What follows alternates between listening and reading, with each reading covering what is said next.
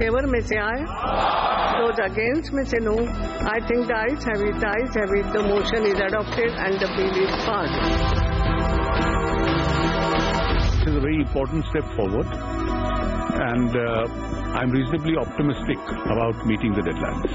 It is a nice piece of legislation which we believe is relatively free from any kind of defect.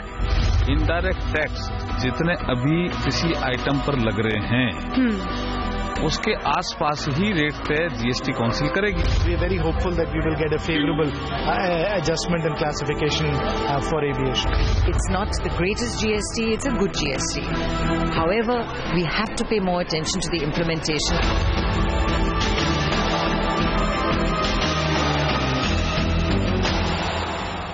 Mr. Sarup, let me ask you to tell us, in terms of readiness and in terms of preparedness, it clearly seems like the government is a step ahead of the industry today. If you can give us a sense of what is the situation on the ground in terms of preparedness of the tax officials, in terms of IT training of the officials, and what is the target now as we approach 1st of July, if indeed 1st of July is the timeline as far as the GST is concerned? So I must start by saying that right from the time that the GST Council started its deliberations, we embarked on in various areas, and that included capacity building of the tax officials and the IT hardware as well as the software testing, etc. So we started with the training of tax officials of the central and the state governments, and our National Academy of Excise and Customs took the lead in this. In coordination with state governments, they started a training program with master trainers first, and then we have trained about 60,000 tax officials all over the country in a span of 3 to 4 months. Okay. And simultaneously, we also worked on the IT software handshake with the GSTN on behalf of the CBIC, and the user testing started in January, and now we have also started the IT training for the tax officials.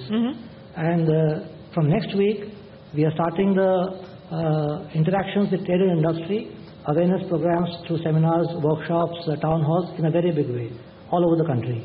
In terms of migration, sir, and I'm given to understand that about 60,000 have migrated onto the GSTN, but what is the target that you're now working with as we approach, for instance, I mean, if you start your testing process, you said next month, yes, then what is the target that you're working with? So the migration also, it started with the state tax authorities initially in the months of October, November, December, and from January onwards, the excise and service tax field formations. We started working on this, and now the target is that by 30th April we should ensure migration of all the existing taxpayers of excise. By the 30th of April, and you feel confident of being able to do that? Yes, you're at about 60,000 currently. Yes. So we are actually, all our field formations have been, are working almost round the clock. And we are reaching out to taxpayers, and the activation and the migration has to be done by the SSC themselves. But we are proactive, and we are reaching out to them now. Since we're in Mumbai, let me ask you specifically about migration as far as Mumbai is concerned, sir. What does the number look like? So on the excise side, we have about 10,000 SSCs, and so we are I've reached about 60-70% of them. And on the service tax side also, we are having a migration melas, because those SSCs are more widespread. So we are having camps and workshops for them.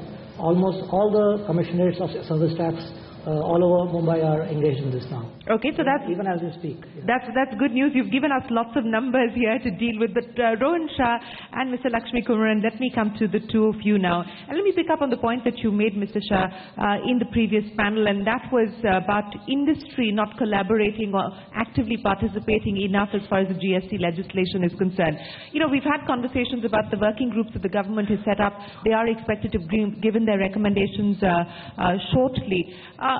Do you believe that the vacuum that you were talking about could perhaps still be averted if indeed those recommendations and the feedback that industry gives from across these different sectors where challenges clearly exist could make this a much more robust law?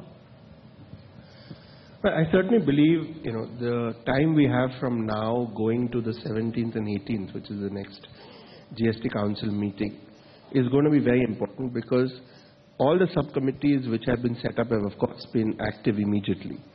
People have given in what they believe should happen industry-wise. And people have given in long lists. The process, I'm told, is now that the Ministry of Finance will take it, effectively forward it to the GST Council, and there will probably be some consultation with the state sort of along the way. Given the timeline of the 1st of July, the situation is obviously there are challenges. Would one hope that what industry says will be taken on board? I sincerely hope what industry says is taken on board, because it will just ensure that, you know, we have a less combative, less fractious sort of GST. It will be more collaborative. Is there enough time frame left? I don't know if there is anything left. A lot of the interactions are sometimes, I wish you had come 6 months earlier. Now, if the situation is, I wish you had come 6 months earlier, which means everything is now done and dusted, invented and baked, and, you know, there is very little we can do, then I think it's going to be a difficult process. So, the fact that government has been sensitive enough to call in these industries, and some may say 5 more should have come in. But if you call them in and what they are telling you does not reflect in the final legislation, I think that would be a big letdown. And I'll come to you, Mr. Sarup, in just a second to respond to the concerns raised by Rohan Shah there. But Mr. Lakshmi Kumaran, would you agree with the points that Rohan has made? And also, you know, let's forget about what textile wants, what tobacco wants, what gold wants, and let's talk about the national cause for a second. If the government has any bandwidth, any mind space, any time left at all at this point in time to take into consideration some key changes that it must make, what should those be? You need time for the committee to examine the requests, which are feasible, not feasible. And I also hope, like Rohan, that industry is not asking for moon and Mars, but what is necessary for the larger public interest. If that is being done, then there will be less task on the part of the committee to put them together. They may still make it to the GST Council as far as the 18-19 days is concerned. And if we can get the industry voice being heard and their necessary demands are also partially met, if not fully, that will be a great idea. There will be actually inclusive way of doing things. Okay, so since we have captive audience here today, you know, if, as I pointed out, if you were to make suggestions that these are the top 3 or 4 items that you believe that the government ought to take into consideration, ought to take on board at the next meeting of the GST Council, what is it that you would put on the table? We need to take into account whether the exporters' demands are fully met, so that our exporters do have a competitive edge as far as the international market is concerned. That is the first. The second, we must ensure that there is no breakage of GST chain across the board for whatever it is. Now we are talking about reverse charge mechanism in between, but again this will also result in the breakage of chain. All right, you pay the reverse charge, but make a mechanism by which you can migrate the credit system. That is very important system. That is the second. And the third one is, how do you deal with the small scale industries? When Ravinder is talking about 10,000 assessees and excise, he is talking about assessees of more than 1.5 crores.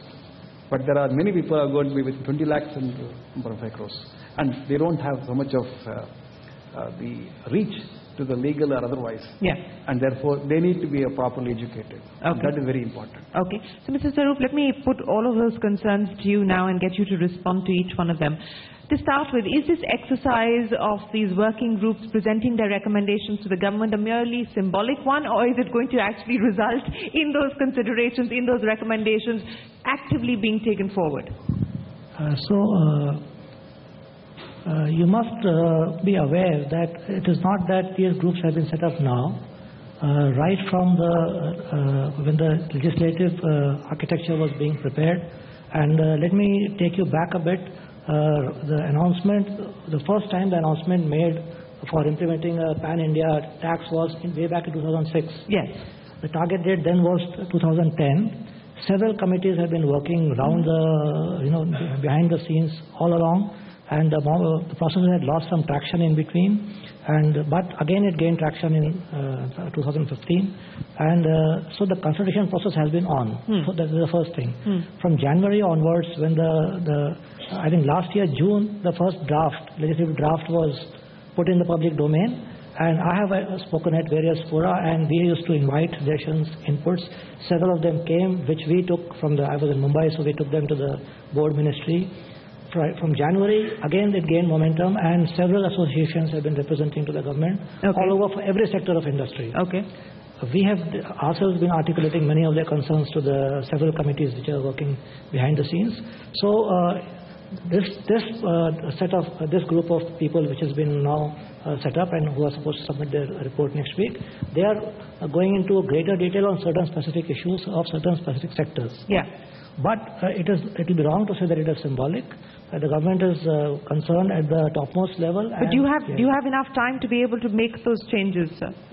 See, the law is finalized, but you still have rules, you have notifications, and the business processes have some latitude even now. And the IT processes would then further be, so I don't think and as we go along also, this is not cast in stone. Any law, I think 6 months down the line, 1 year down the line, as if any, and let me assure you, a lot of things have got resolved also. The definition between goods and services, valuation concerns, all those things have been resolved. The concerns that Mr. Lakshmi Kumar expressed about exports, already it's been put in the legislation that exports should be zero rated. Competitiveness should not be any worse than what it is now. It should improve over a period of time. Small scale, we already, I mentioned to you that we have launched a big awareness program now. So we will be working with them. There is several facilitation measures built in.